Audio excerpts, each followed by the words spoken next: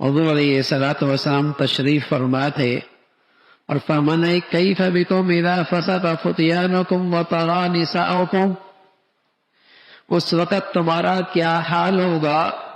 جب تمہارے نوجوان سرکش ہو جائیں گے اور تمہاری عورتیں شرم و حیا کی ساری حدیں پھلانگ جائیں گی۔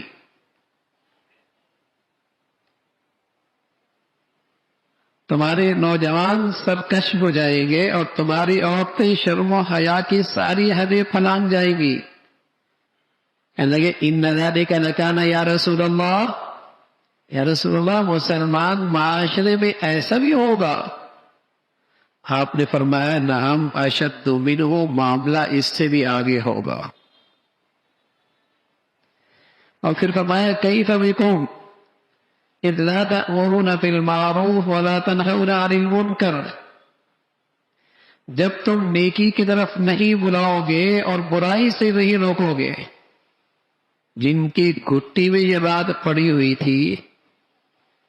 جن کا اوڑھنا بچھونا ہی یہ ذمہ داری تھی، حیرت زدہ ہو گیا، کہنے لگے ان ذالک لکان یا رسول اللہ، اے اللہ کے رسول مسلمانوں پہ ایسے حالات بھی آئیں گے کہ وہ اچھائی کی طرف نہ بلائیں اور برائی سے نہ روکے۔ فرمایا نعم اشد منہ، معاملہ اس سے بھی سنگین ہوگا۔ پھر آپ علیہ الصلوۃ والسلام نے فرمایا کیف بکم، اس وقت تمہارا کیا حال ہوگا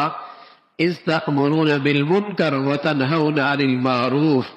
جب تم برائی کی طرف بلاؤ گے اور اچھائی سے روکو گے۔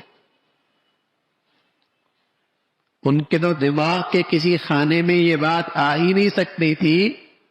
کہ مسلمان کہلانے والا بھی برائی کی طرف بلائے اور نیکی کے راستے میں رکاوٹ بن جائے۔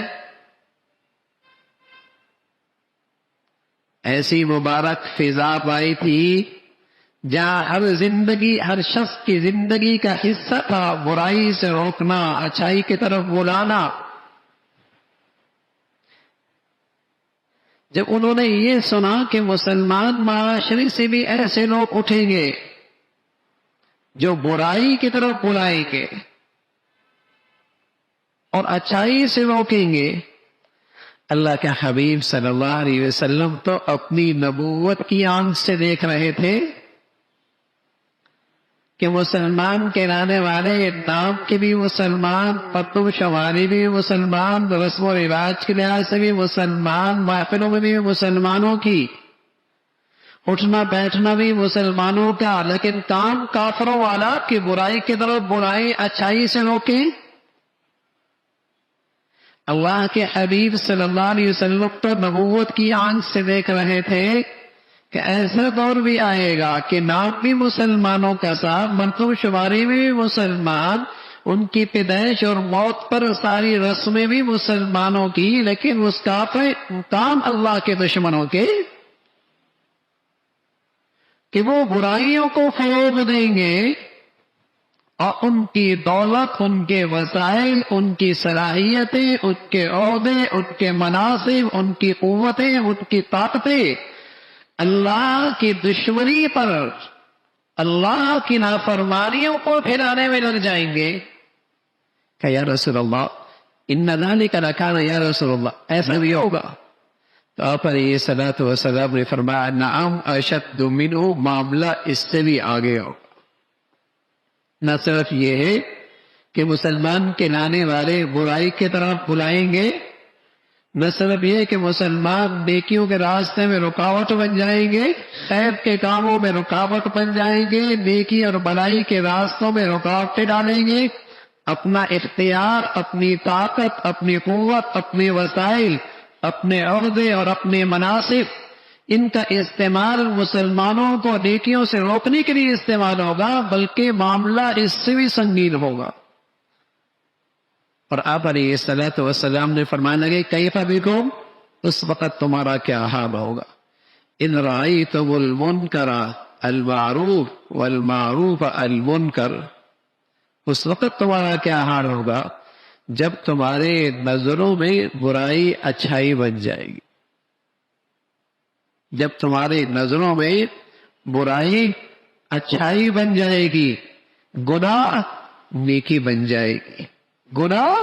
ترقی کی چیز بن جائے گی، گناہ اسٹیٹس بن جائے گا، گناہ خوشی کا باعث بن جائے گی،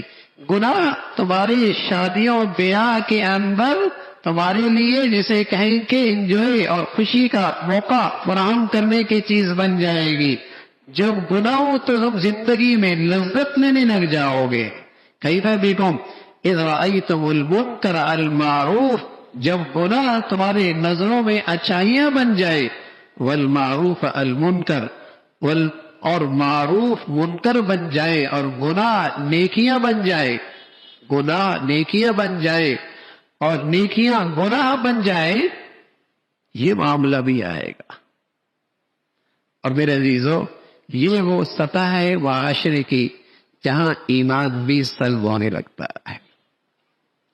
جہاں ایمان بھی سلب ہونے لگتا ہے۔ اور میرے عزیزو، اس کا آغاز کسی گھرانے میں، اس کا آغاز کسی خاندان میں، اس کا آغاز کسی معاشرے میں اس وقت ہوتا ہے جب وہاں امر بالمعروف اور نہی عن المنکر کا فریضہ چھوڑ جائے۔